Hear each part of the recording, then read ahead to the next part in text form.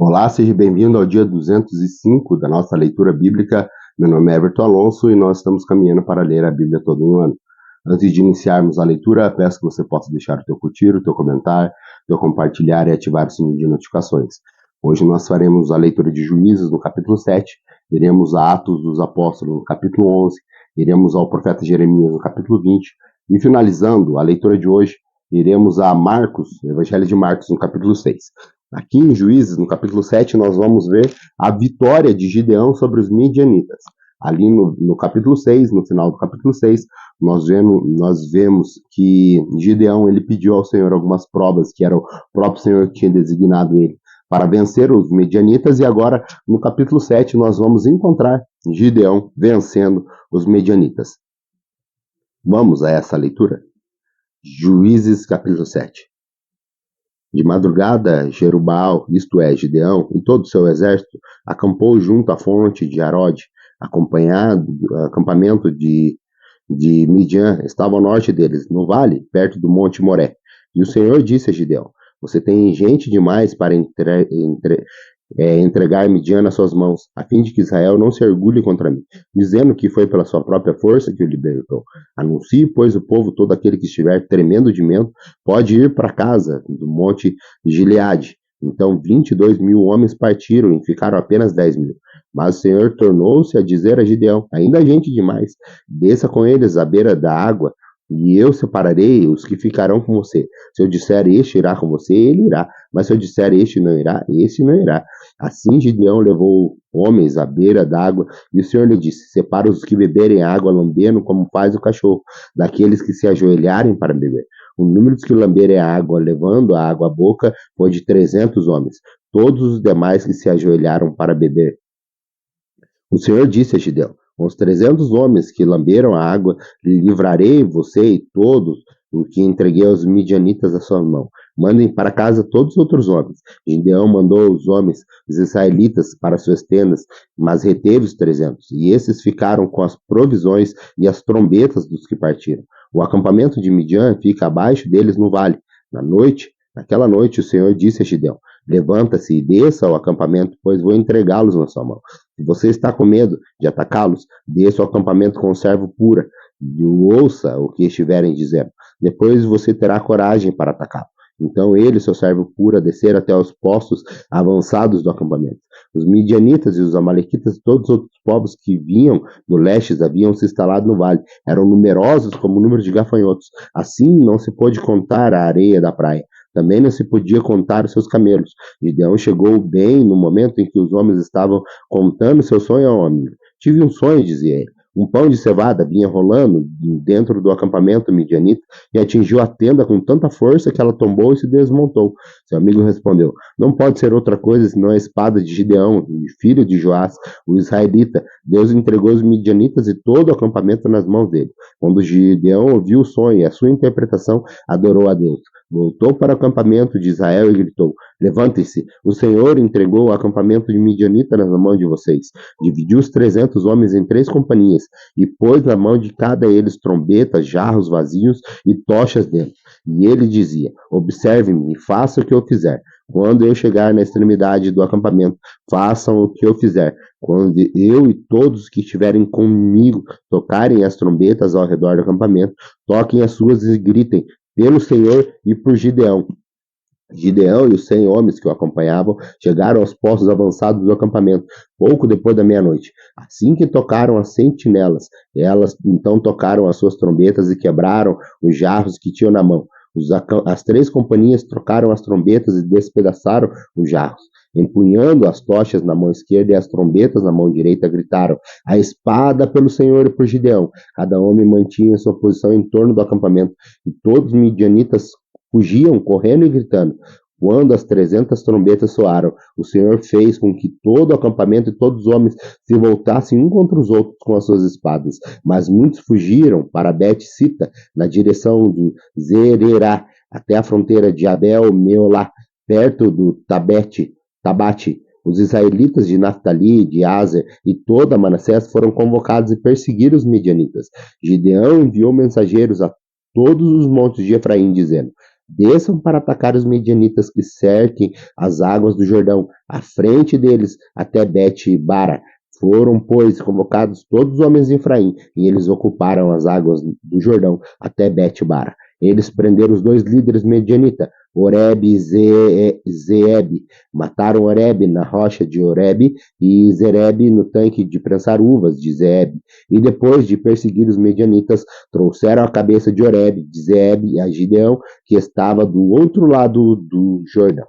Vamos agora à nossa leitura ao livro de Atos dos Apóstolos, no capítulo 11. Nós faremos a leitura do livro de Atos dos Apóstolos, no capítulo 11, que nós vamos encontrar a leitura de Pedro se explicando perante a igreja e também a igreja de Antioquia. Vamos a essa leitura? Diz assim, Atos dos Apóstolos, no capítulo 11. Os apóstolos e os irmãos de toda a Judéia ouviram falar que os gentios também haviam recebido a palavra de Deus. Assim, quando Pedro subiu a Jerusalém, os que eram do partido do circunciso criticavam, dizendo: "Você entrou na casa dos homens incircuncisos e comeu com ele." Pedro, então, começou a explicar-lhes exatamente como tudo havia acontecido. Eu estava na cidade de Jope, orando, caindo em êxtase. Tive uma visão. Vi algo parecido como um grande lençol sendo baixado do céu, preso pelas quatro pontas, e vinha até o lugar onde eu estava. Olhei para dentro dele e notei que havia ali quadrúpedes da terra, animais selvagens, répteis, aves do céu. Então ouvi uma voz que me dizia: "Levante-se, Pedro, mate e come." Eu respondi: "De modo algum, Senhor. Nunca entrou na minha boca algo impuro ou imundo." A voz falou do céu segunda vez: "Não chame impuro ao que Deus purificou." Isso aconteceu 3 vezes. Então tudo que foi recolhido ao céu, na mesma hora, chegaram à casa em que eu estava hospedado 3 homens que haviam sido enviados da Cesareia. O Espírito me disse que não hesitassem em ir com eles. Estes 6 irmãos também foram comigo e entraram na casa de um certo homem. E ele nos contou como um anjo lhe tinha aparecido em sua casa e dissera: "Mande buscar em Jope Simão, chamado Pedro. Ele trará uma mensagem por meio da qual vocês serão salvos todos da sua casa." E quando comecei a falar, o Espírito desceu sobre eles, como sobre nós no princípio. Então me lembrei do que o Senhor tinha dito: "João batizou com água, mas vocês serão batizados com o Espírito Santo." Se, pois, Deus lhe deu o mesmo dom que nos tinha dado, e quando cremos no Senhor Jesus Cristo, quem era eu para pensar em opor-me a Deus? Ouvindo isso, não apresentaram mais objeção e louvaram a Deus, dizendo: "Então Deus concedeu arrependimento para a vida até mesmo dos gentios." Os que tinham sido dispersos por causa da perseguição desencadeada com a morte de Estevão chegaram até Fenícia, Chipre e Antioquia, anunciando as mensagens apenas aos judeus. Alguns deles, todavia, cipriotas e sirineus, foram a Antioquia e começaram a falar também aos gregos, contando-lhe as boas novas a respeito do Senhor Jesus Cristo. As mãos do Senhor estavam com eles, e muitos creram e se converteram no Senhor. Notícias desse fato chegaram aos ouvidos da igreja em Jerusalém, e eles enviaram Barnabé a Antioquia. Este, ali chegando e vendo a graça de Deus, ficou alegre e animou-se perante os a permanecer fiéis ao Senhor de todo o coração. Este era um homem bom, cheio do Espírito Santo e de fé. Muitas pessoas foram acrescentadas ao Senhor. Então Barnabé foi a Tarso procurar Saulo, e quando o encontrou, levou-o para Antioquia. Assim, durante um ano inteiro, Barnabé e Saulo se reuniram com a igreja e ensinaram a muitos. Em Antioquia, os discípulos foram pela primeira vez chamados cristãos. Naqueles dias, alguns profetas desceram de Jerusalém para Antioquia, e um deles, Ágabo, levantou-se e pelo Espírito predisse que uma grande fome sobreviria sobre todo o mundo romano, e que aconteceu durante o reinado de Cláudio. Os discípulos, cada um segundo as suas possibilidades, decidiram providenciar ajudas para os irmãos que viviam na Judéia. E o fizeram, enviando as suas ofertas aos presbíteros pelas mãos de Barnabé e Saulo. Vamos agora para a leitura do profeta Jeremias, no capítulo 20.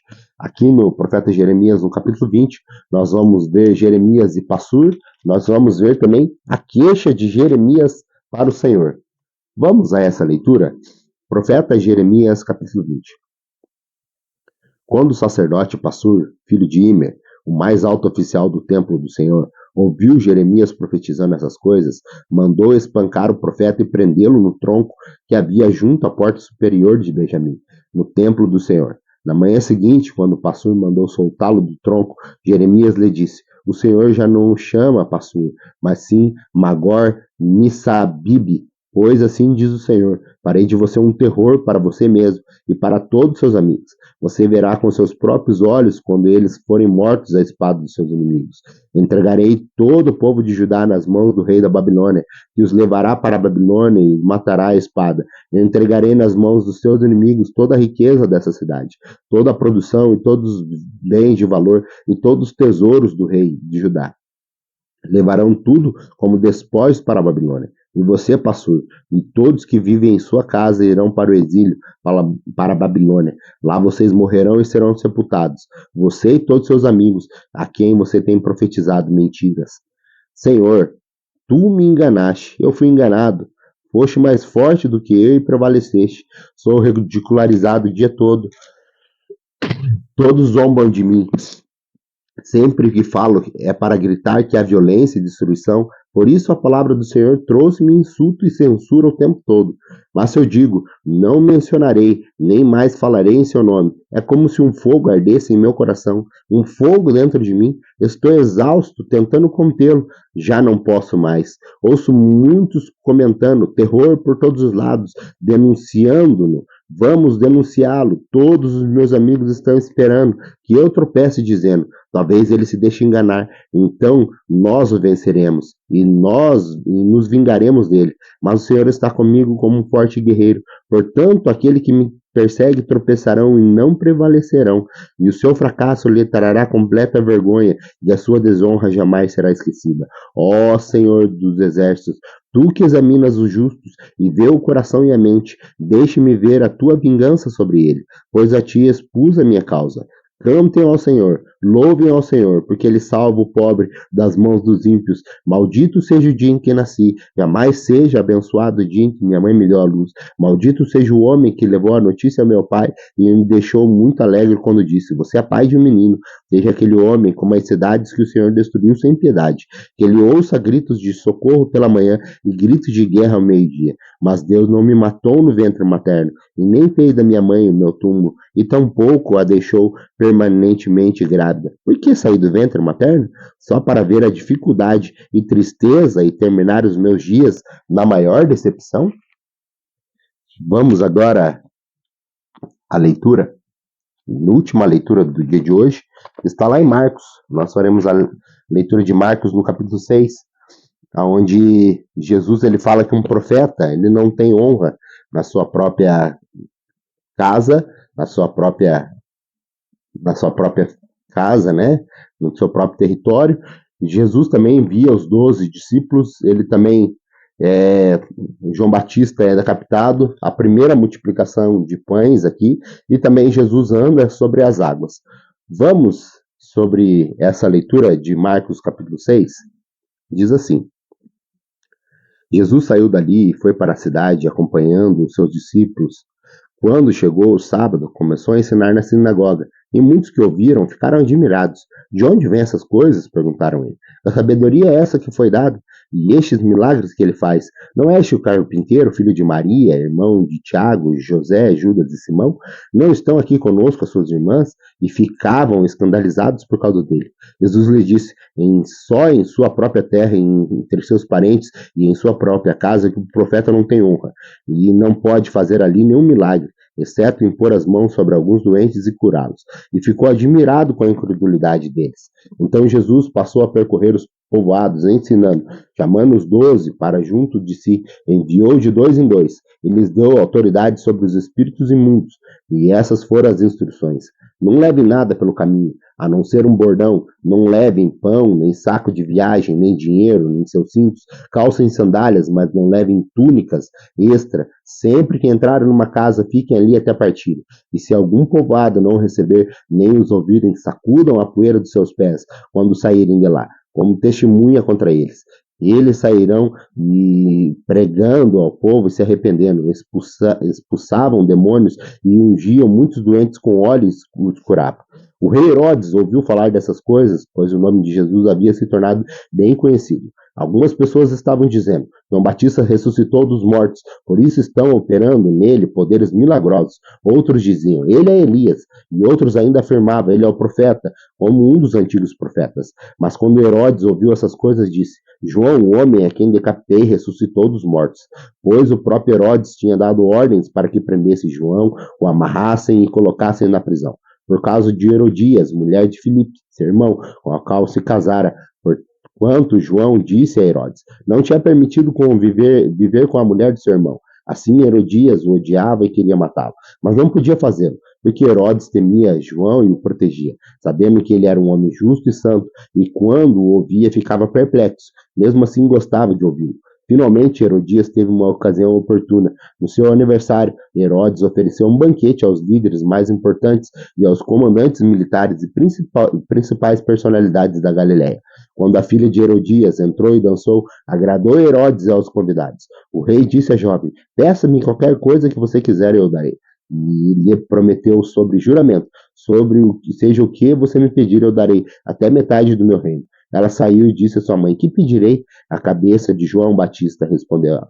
Imediatamente a jovem se apressou em se apresentar-se ao rei com o pedido: desejo que me des agora mesmo a cabeça de João Batista num prato. O rei ficou aflito, mas por causa do juramento dos convidados não quis negar o pedido à jovem. Enviou imediatamente um carrasco com a ordem de trazer a cabeça de João. O homem foi decapitado, João foi decapitado na prisão e trouxe a cabeça do prato. Ele a entregou à jovem e essa deu à sua mãe. Tendo ouvido isso, os discípulos de João vieram, levaram o corpo e colocaram no túmulo. Os apóstolos reuniram-se e Jesus lhes relataram tudo o que tinha acontecido. E havia muita gente indo e vindo, ao ponto de que eles não terem tempo de comer. Jesus lhes disse: venham comigo para um lugar deserto e descansem um pouco. Então eles se afastaram num barco para um lugar deserto, mas muitos dos que vinham retirando-se, tendo-os conhecido, correram a pé de todas as cidades, chegando lá antes deles. Quando Jesus saiu do barco, viu uma grande multidão. Teve compaixão deles, porque era como ovelhas sem pastor. Então começou a ensinar-lhes muitas coisas. Já era tarde, e por isso seus discípulos aproximaram dele e disseram: este é um lugar deserto e já é tarde. Manda embora o povo para que possa ir ao campos e aos povoados vizinhos comprar algo para comer. Ele, porém, respondeu: dê-me algo, vocês, para comer. E eles disseram: isso exigiria 200 denários. Devemos gastar tanto dinheiro em pão e para comer? Perguntou-lhe: quantos pães vocês têm? Verifiquem. Quando ficaram sabendo, disseram: 5 pães e 2 peixes. Então Jesus ordenou que fizessem todo o povo assentar-se em grupos na grama verde. Assim eles se assentaram em grupos de 100 e de 50. Tomando os 5 pães e 2 peixes e olhando para o céu, deu graças e partiu o pão. Em seguida entregou aos seus discípulos para que o servissem o povo. E também dividiu os 2 pães entre todos eles. Todos comeram e ficaram satisfeitos. E os discípulos recolheram 12 cestos cheios de pedaços do pão e do peixe. E os que comeram foram 5.000 homens. Logo em seguida, Jesus insistiu com os discípulos para que entrassem no barco e fosse adiante dele para Betsaida, enquanto se despedia a multidão. Tendo-o despedido, subiu ao monte para orar. Ao anoitecer, o barco estava no meio do mar e Jesus se achava sozinho em terra. Ele viu os discípulos remando com dificuldade, porque o vento soprava contra eles. Alta madrugada, Jesus dirigiu-se a eles, andando sobre o mar, e estava já a ponto de passar por eles. Quando viram andando sobre o mar, pensaram que fosse um fantasma, então gritaram, pois todos viram e ficaram aterrorizados. Mas Jesus imediatamente lhe disse: coragem, sou eu, não tenha medo. Então subiu no barco para junto deles, e o vento se acalmou, e eles ficaram atônitos, pois não tinham entendido o milagre dos pães. O coração deles estava endurecido. Depois de atravessar o mar, chegaram a Genezaré, e ali amarraram o barco. Logo que desembarcaram, o povo reconheceu Jesus. Eles percorriam toda aquela região e levavam os doentes em macas por onde ouviam que ele estava. E aonde quer que ele fosse, povoados, cidades ou campos, ele levava os doentes para a praça. Levavam os doentes para a praça. Suplicavam-lhes que pudesse pelo menos tocar na borda de seu manto, e todos que nele tocavam eram imediatamente curados. Essa é a nossa leitura de hoje. Muito obrigado pela tua companhia. Aguardo você amanhã, se assim Deus nos permitir, para mais um dia da nossa leitura bíblica. Até lá.